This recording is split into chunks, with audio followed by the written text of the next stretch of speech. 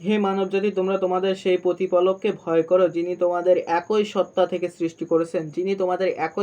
থেকে সৃষ্টি করেছেন এবং তার তদীয় সহধর্মিণীকে সৃষ্টি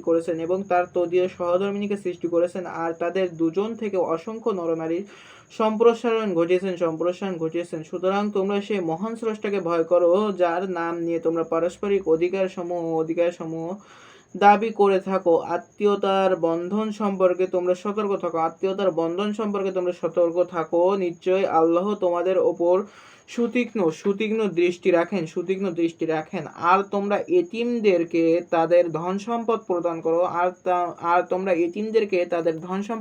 করো আর নিকৃষ্ট সম্পদের বিনিময়ে উৎকৃষ্ট সম্পদ বিনিময় করো না। আর তোমাদের ধন সম্পদের সাথে তাদের ধন সম্পদ সংমিশ্রণ করে ভক্ষণ করো না, নিশ্চয় এটা জঘন্যতম অপরাধ।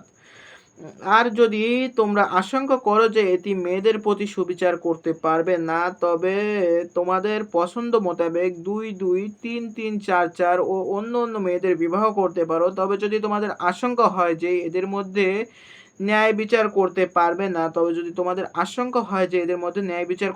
না, তবে একজনকে বিবাহ করো, অথবা তোমাদের অধিকারভুক্ত বাদীদেরই সন্তুষ্ট থাকো। এতে পক্ষপাতিত্ব না করার অধিকতর সম্ভাবনা রয়েছে। সমাপনী, আত্মীয়তার সম্পর্ক রক্ষা করা এবং এতিমদের অধিকার সঠিকভাবে বুঝিয়ে দেওয়া, তাদের সম্পত্তি জোরপূর্বক দখল না করে থাকা অবলম্বনের মাধ্যমে তা বুঝিয়ে দেওয়া একাত্ম কর্তব্য। আর একাধিক বিবাহ বৈধ হলে তাদের প্রতি অবিচার করা বর্ধিত নয়। প্রদত্ত আয়াতের শানে নুজুল বর্ণিত হয়েছে। তন্মধ্য প্রসিদ্ধ তিনটি উল্লেখ করা হলো।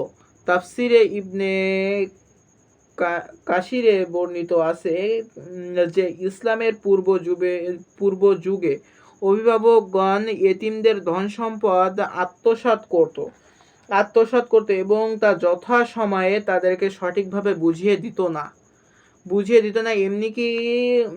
এমনকি এক্ষেত্রে তারা বিভিন্ন ধরনের প্রতারণার আশ্রয় গ্রহণ করত। তাই আল্লাহ তাআলা তাদেরকে একই পিতামাতা তথা মা হাওয়া ও বাবা আদমের সন্তানের কথা স্মরণ করিয়ে দিয়ে এতিমদের মাল হস্তান্তর ও তাদের সাথে ভালো ব্যবহারের নির্দেশ প্রদান করে আলোচ্য আয়াতটি নাজিল করেছেন। কোন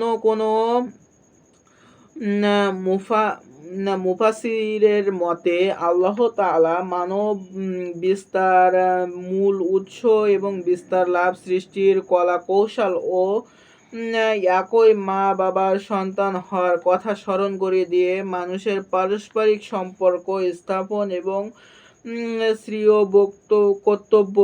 কর্তব্য পালনের প্রতি উদ্বুদ্ধ হয়ে আল্লাহর পক্ষ থেকে আলোচ্য আয়াত নাজিল করা হয়। দ্বিতীয় আয়াতের শানে নুজুল। বিশিষ্ট তাইবি হযরত সাঈদ ইবনে জুবায়ের রাদিয়াল্লাহু হতে বর্ণিত, তিনি বলেন, গতফান গোত্রের জনৈক ব্যক্তি তার এতিম ভাতিজার অগাধ সম্পদের অভিভাবক ছিল।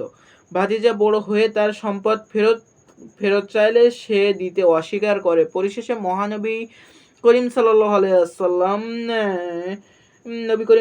ওয়াসাল্লামের নিকট পৌঁছে তখন আল্লাহ তাআলা অভিভাবকদের প্রতি এতিমদের সম্পদ ফিরিয়ে দেওয়ার নির্দেশ করে।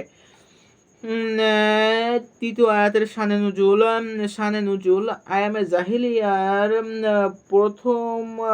প্রথা অনুযায়ী এতিম মেয়েদের অভিভাবক তাদের রূপ এবং যৌবন ও সম্পদের মোহে তাদেরকে বিবাহ করত, কিন্তু তাদেরকে মোহর দিত না, বরং তাদের সাথে দুর্ব্যবহার করত এবং যথাযথ তালাক দিত। আবার কখনো কখনো এতিম মেয়েরা রূপসী না হলে তাদের ধন সম্পদ অপরের হাতে চলে যাবে ভেবে তাদেরকে অন্যত্র বিবাহ দিত না। আল্লাহ তাআলা এরূপ অমানবিক এবং অসহনীয় জুলুমের তীব্র নিন্দা করে অত্র আয়াত নাজিল করেন।